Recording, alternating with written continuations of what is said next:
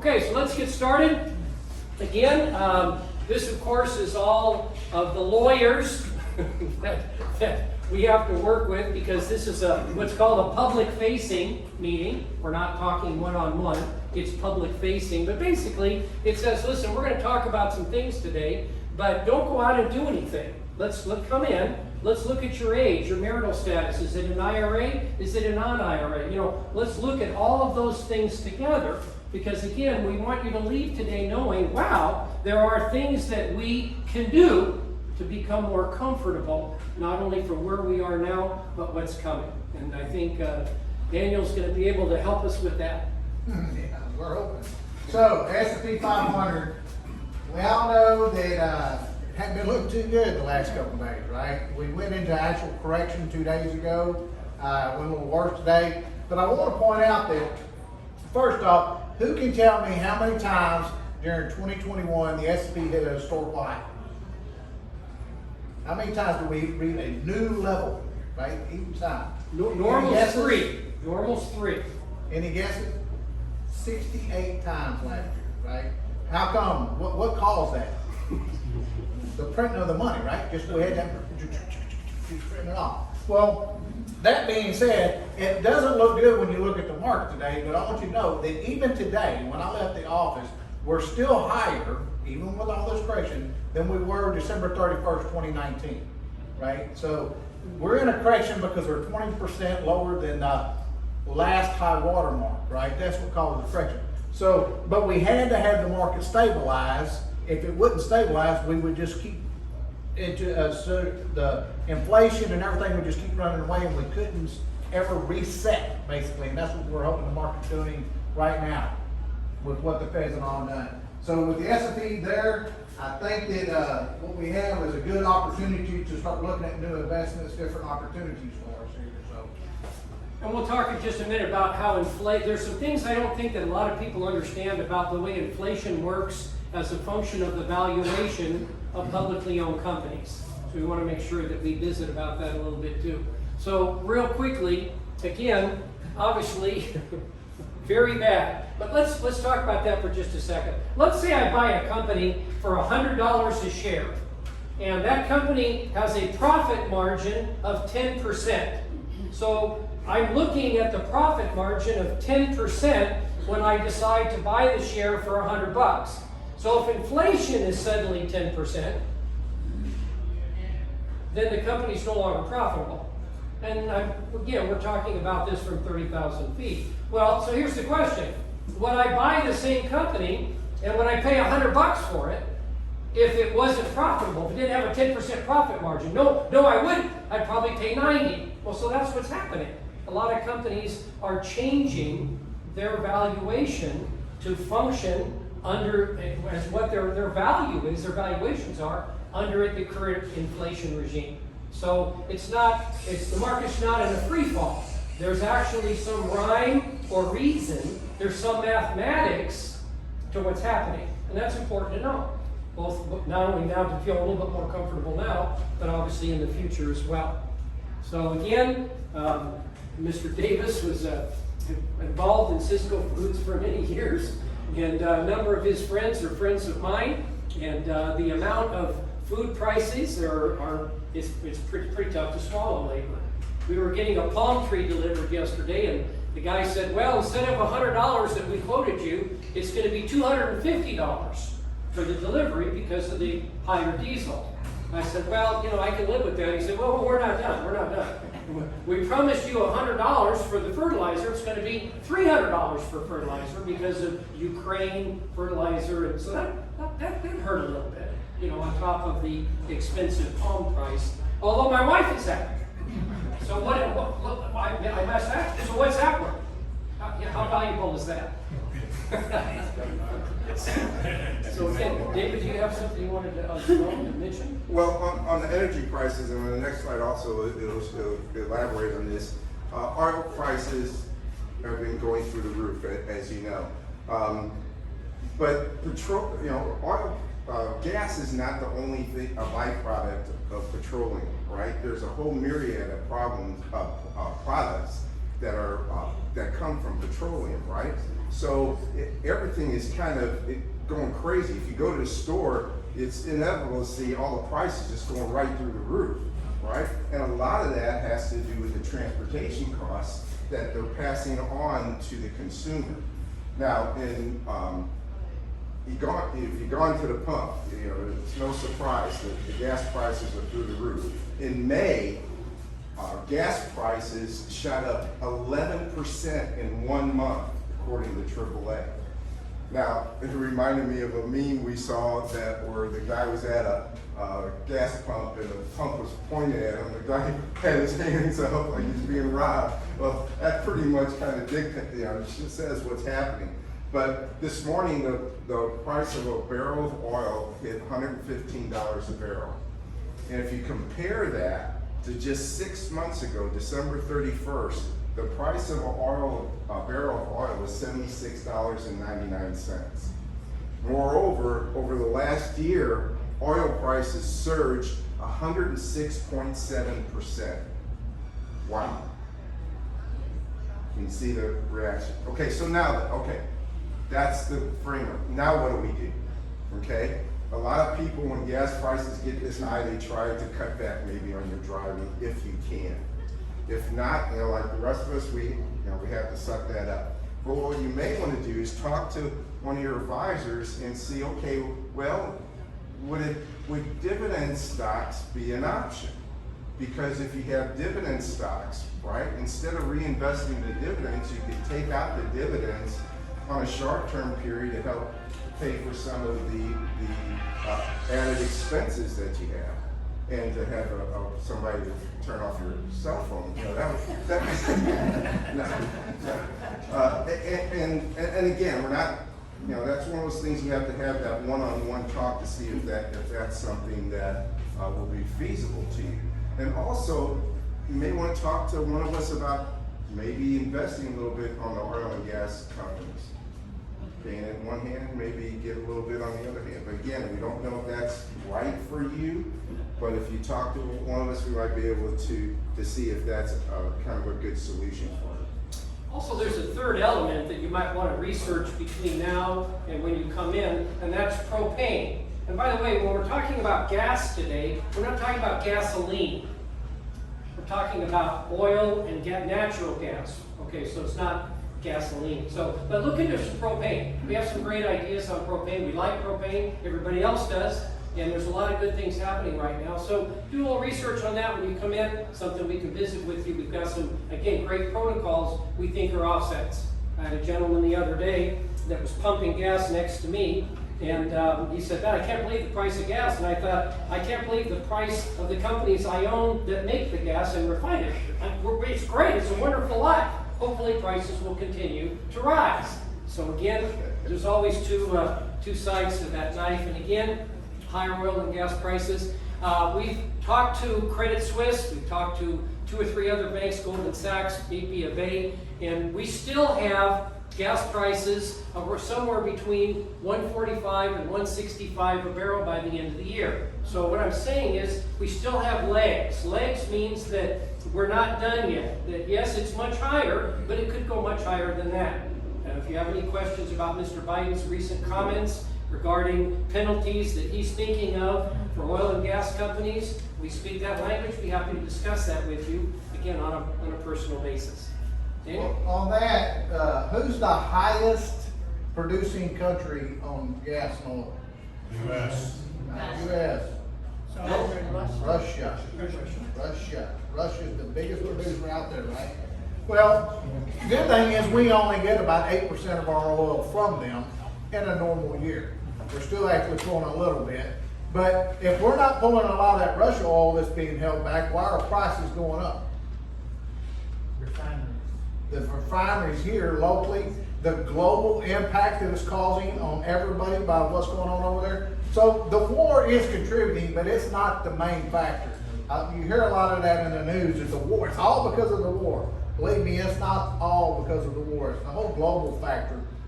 And the pushback of the U.S. against it, right?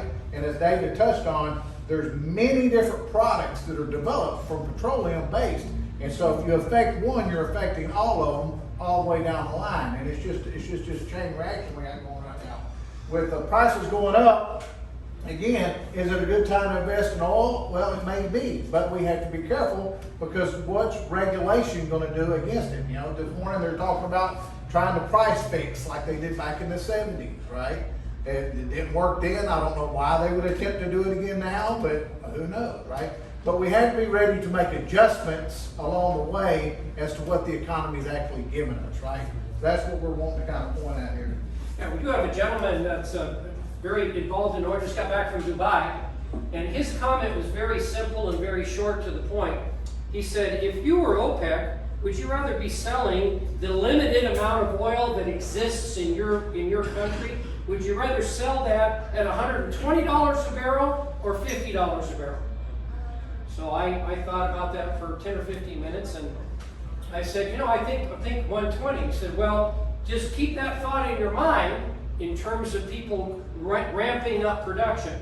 Because when you ramp up production, price goes down. Again, if it was me, I'd rather sell it at 120, just a thought. So keep that in the back of your mind as you interpret some of the news that you're about to see. So with the Russia conflict, we kind of touched on that. Another big part of it is Ukraine, along with Russia. Ukraine is the number 8 producers of all grain-based, right? Wheat, barley, and all that kind of stuff. And so with Russia tagged onto them, they're one of the biggest imports that we have of that for the global economy again. One of the things Russia's done to try to squish Ukraine is they've restricted their being able to export through the waters, right? And so finally, there's talk right now that they're going to give them some passage out. Well, it's like Russia's being nice. Well, the last couple of days, they were actually bombing the Russian ships, or Ukraine were, to try to open this up some. But even let's say that all got resolved this week, and they started letting the ships come out of there, how long is it going to take before it actually puts food and products on our shelves here in the U.S.? 5 to 8 months. Months, exactly, right? Because it's going to take time for it to get here. Then when it gets here, what are we already facing? You got the shortage in other people at the ports that can't get it off the ships. Then when they finally do get it off ships, now we have a shortage of trucking and the cost of fuel. We can't get it transported to where it needs to go. To get to the next part of the refining and the development and everything. To get it to the next truck to try to, right? So we're months from this thing. It's not like, you know, they're kind of putting it out like, oh, I'm going to release all that. It's going to take all the strain off of us. Well, it's not going to take any strain anytime soon. So don't be expecting that to happen anytime soon. But what we can do is say, okay, so that means that the local farmers, the local growers, like the HEBs that just buy from local, well, those are going to be the companies that are going to be supporting us now, right? So maybe that's some of the people we need to be looking at for investing because they should have a higher profitable market right now, right? So again, it's just another one of those alternatives from what's going on in global impact. Also, I read a report this morning that talked about the farmers and the local farmers. The problems they're having is the cost of fuel to fuel their tractors has been shooting up like crazy. So it's, forgive the pun, it's almost like a perfect storm that's happening in the economy right now with Ukraine and affecting the grain and the oil production. We have administrative policies that have restricted the production of oil locally. And then when you see what the farmers and the producers are doing and the cost of transportation shooting through the roof, I'm surprised. Well, they say inflation was 8.6, but that's less. They don't include oil and energy and food in that. So actually, the real inflation number is a lot higher. I was in Galveston the other day, and the first time I took a picture of it, if you'd like me to send it to you, there was a massive cargo ship that was coming down the channel, and you couldn't see the bridge. The containers were so high that you just had a bunch of containers on a hull. Obviously in the middle, I'm sure there was people, of course we have radar and so forth and so on, but first time I've ever seen it. Instead of maybe being 30 high, they were 50 high. Pretty amazing stuff. So again, not going to be over this weekend. So Again, Fed interest rates, thank God, we got a 0.35 yesterday, 0.75, excuse me, yesterday instead of the way it could have gone, but unfortunately, we're just getting started. Yeah, so, you know, we know inflation's happening. How many people remember 1979? Right? Here we are. Bam, we're back, right? Gas prices are through the roof, inflation, we're stepping into recession. It's all over again. Here we are. It was inevitable. You can't print the kind of money we printed, throw it into a falsely inflated market, and not have some sort of repercussion from it. Now, the difference is in 1979, we didn't have 8 to 9, $10 trillion that we just falsely inflated, right? So it kind of had a little bit softer landing, and that's what they were hoping with yesterday. It was since 1994 was the last time that they pushed a 0.75% basis point rise.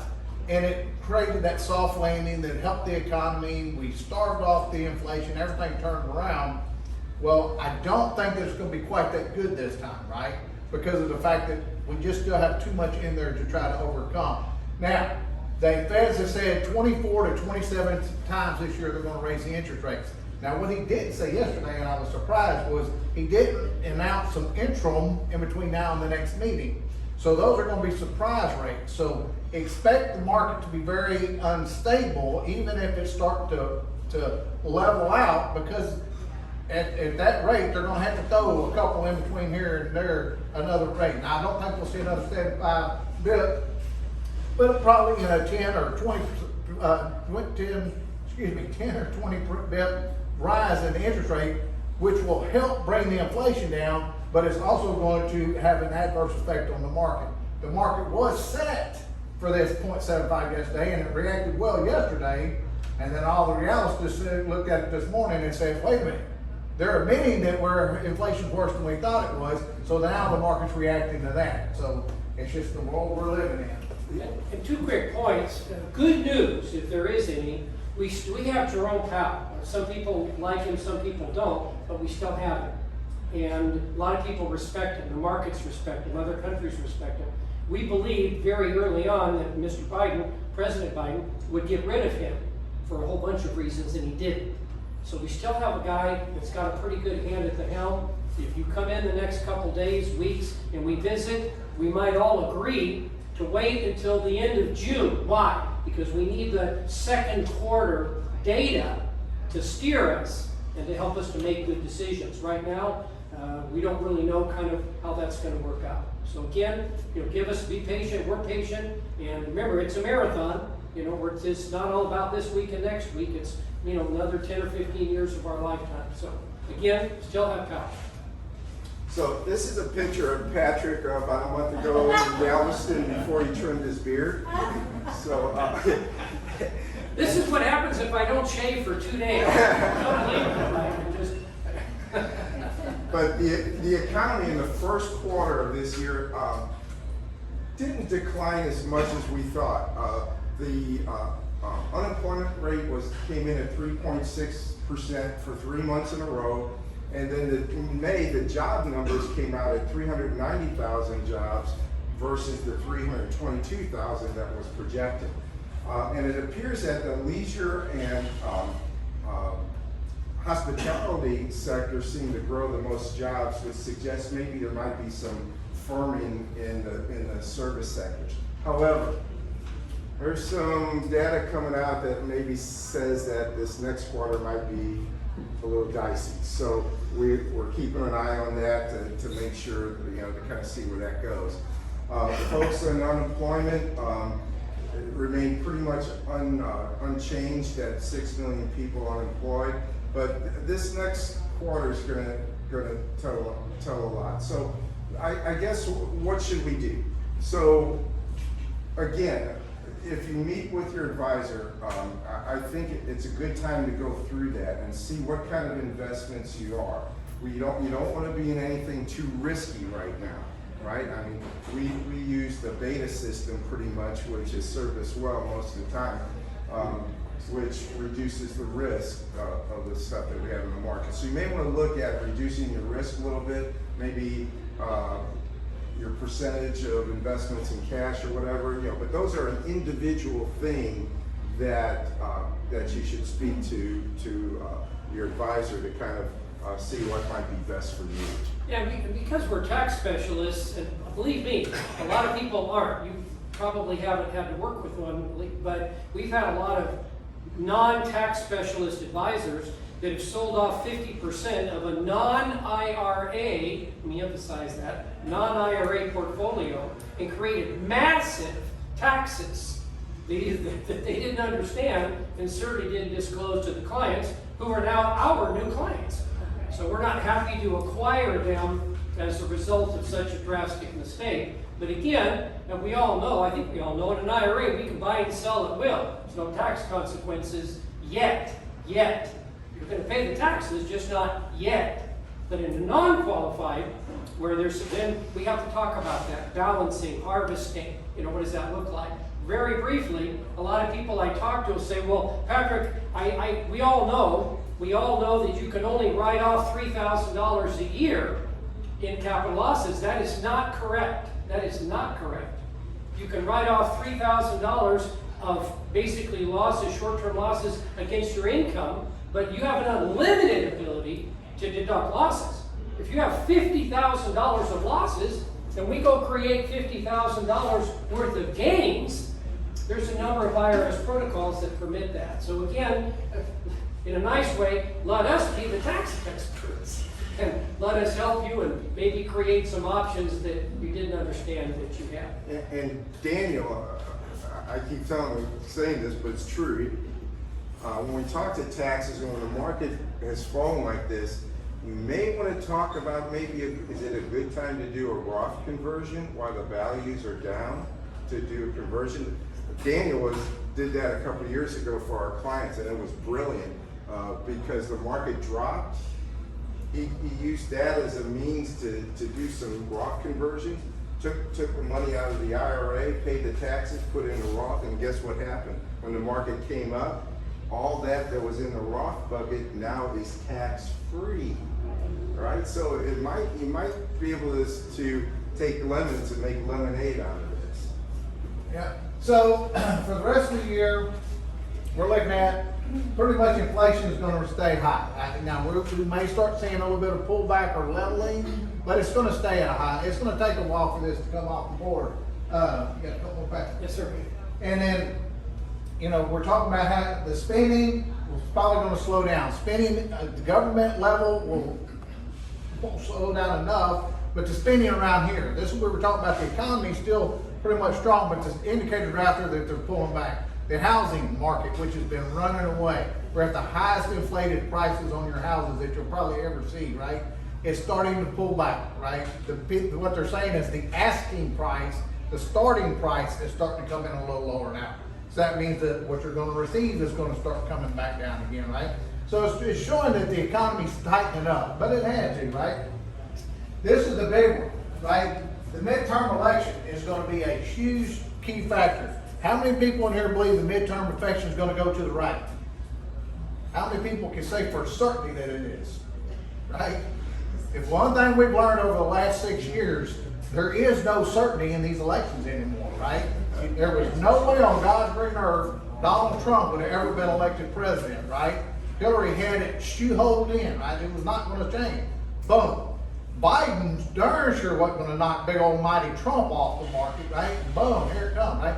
So, all that being said, it will be dramatic, one way or the other. Whoever wins, right? We're either going to go a whole lot further down this rabbit hole than we are now, or a possibility of making a turn to try to make it better, but we have to make those adjustments. I say all that, Patrick kind of touched on earlier. If you haven't voted, then don't whine.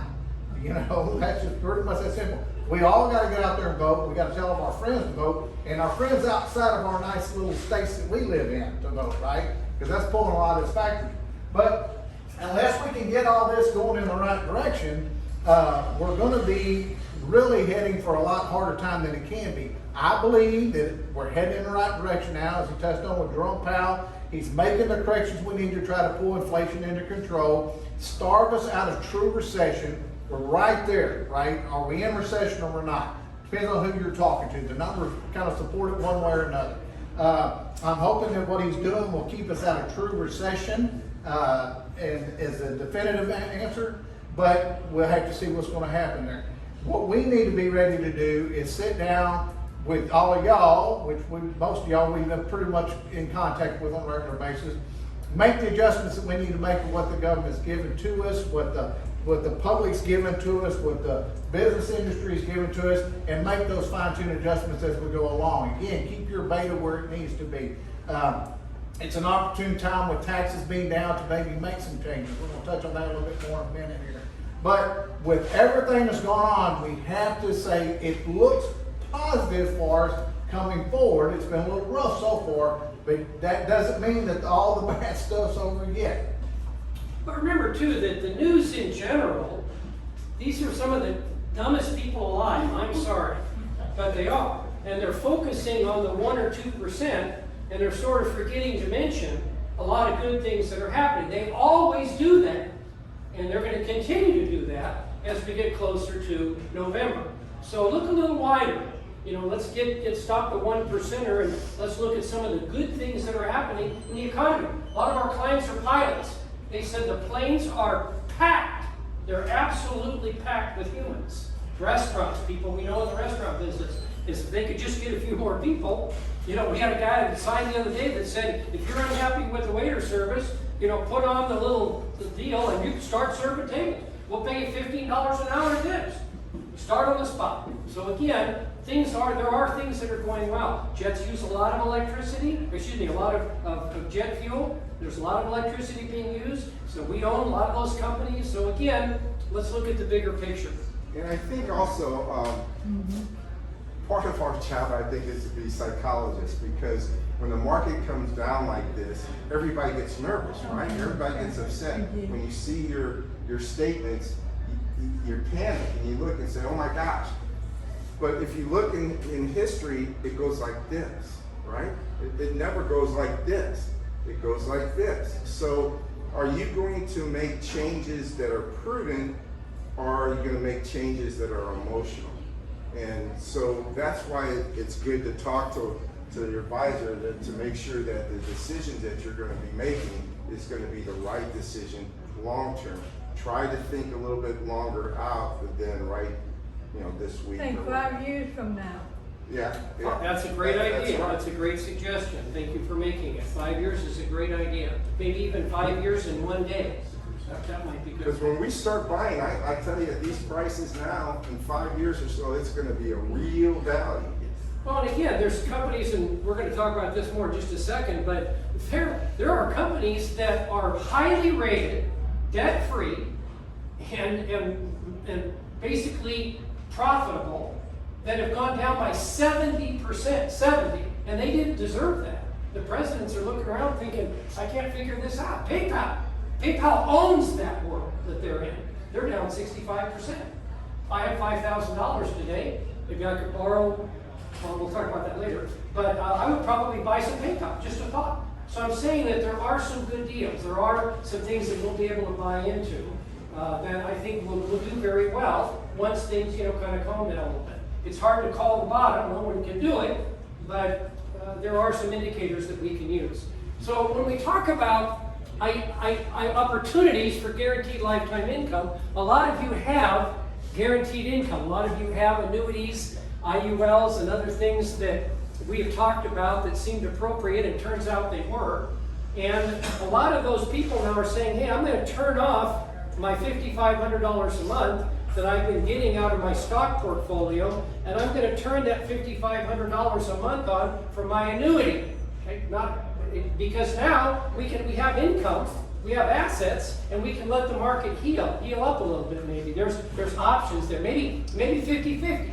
So it's great to have guaranteed income. Again, Social Security, guaranteed income. A couple things have happened recently that have prolonged some of the bankruptcy issues that we were frankly concerned about.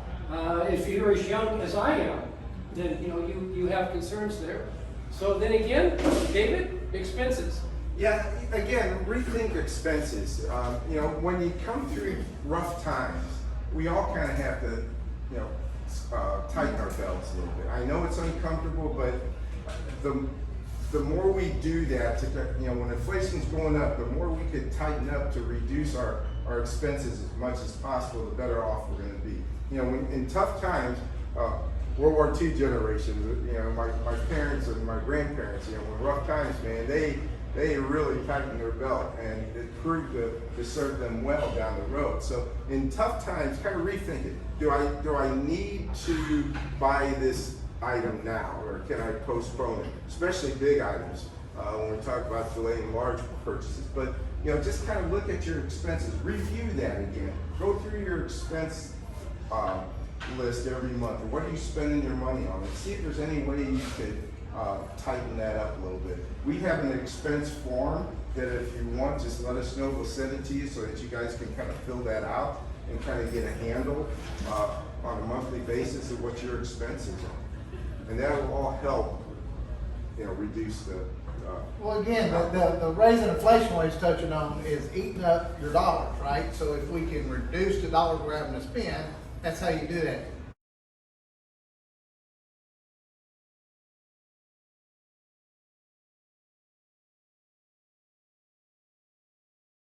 So this is what's kind of overall the importance of when you're looking at taxes in your retirement.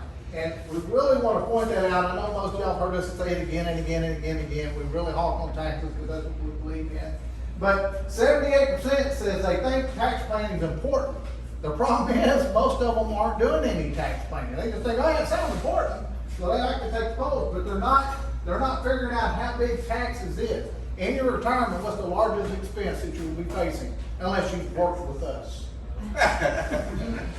Taxes, right?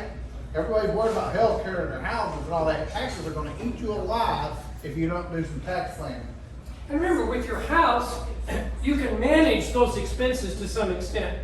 You have tools. You can maybe not put the new kitchen in. Maybe you can do a different yard, something like that. There's many of these expenses. Health care, you can start walking. You can get healthier. You can have a higher deductible. Almost all those things you can manage. You can't manage taxes. You can't. I had a lady in a seminar we were at years ago, and she pulled on my coat. She said, Mr. Wehrly, what are we going to do if they increase taxes dramatically? I said, you're going to pay them. And she said, well, she's looking at me. I said, ma'am, you asked me a question, and I answered it. Because remember, we're the people, if you have sin in your life with the IRS, we're the people that defend you. That's what enrolled agents do. We go to court and we defend you. And let me tell you, the IRS has a lot of power, more than you thought they did. And they just got a whole bunch of new money to have more power than they had before. So taxes are not manageable, and they're about to be not manageable if they succeed in creating circumstances and regulations that prevent us from continuing to convert. And if they pass that, we're really good. So again, there's things we need to talk about, and there's things we need to visit about. There's ideas that we have that in connection with your ideas and your concerns, that we can all, basically live happily ever after. So it's a big deal. So with all the spending, government spending that's been happening, especially all the stimulus spending, who thinks taxes are going to increase? Who thinks taxes are going to increase substantially? So what's that tell you? Taxes right now are probably going to be the lowest they're going to be, right? So would it make sense to sit down and do some planning about how to maybe do some conversion of tax rates at this rate to move that all into a bucket that becomes non-taxable later when they really raise the rates? It might be something we want to consider. One of our favorite questions, and we're going to move forward here quickly, but if I was a senator and I was voting on higher taxes for you, but I didn't have to pay the higher taxes I just voted on because all my money's in a Roth. Senator William V. Roth. So all the senators have Roths. So is it easier for them to vote higher taxes for you if they don't have to pay the higher taxes they just voted on, yes or no? Sure. Yeah. Come on. All the That's just like senators. if they give senior citizens 2% pay raise and vote themselves a 40% pay raise. Yes, ma'am, and that's why all of us are gonna vote in the next election, and we're gonna vote those clowns out of office. Okay, we're good. So again, common sense, we need to do what they're doing. If they're gonna have a tax-free income, we need to do that. We need to do it because they're doing it. So again, we can help you with that. And of course, taxes are on sale. Wall Street Journal, literally, taxes are on sale. Here's how to take advantage of it. NASDAQ, with taxes on sale, consider a Roth conversion now. Taxes are on sale. So it's an important thing to understand. And again, we speak that language. We're really good at that. A lot of people don't. So by the way, I was arguing with somebody the other day. He was a stockbroker that called me from the Woodlands. I won't mention the company, it was Fidelity. And he said, well, I'm unhappy that you're talking to my client about this Roth gimmick. And I said, well, first of all, she's no longer your client. Let's just start there. She's my client. But I didn't know you were a tax expert. He said, well, I'm not. I said, well, I am. Yeah, done with that. So again, use the advantages that you have to be able to figure out what that looks like. And again, we've had people that have lost their jobs and they're not going to have the income this year that they had the year before. Well, that may be a good time to talk about some conversions. So again, don't want to beat a dead horse there, but there's a lot of things that we think we could visit with you. If you're busy, if you live out of town, we can do a Zoom call, we can do telephone calls, wire, fax, cans with string, whatever we need to do. But we're here asking you we spend all this time and money today to make sure that you know that we're available. We're here to help you. We're here to answer your phone calls and maybe look at things a different way. Maybe partial cash. David alluded to that. Maybe a certain amount of money in cash, a certain amount of money in very low beta stocks for a while. Nothing wrong with that. That's fine. That's acceptable. So again, a lot of things that we think that we can bring to the table.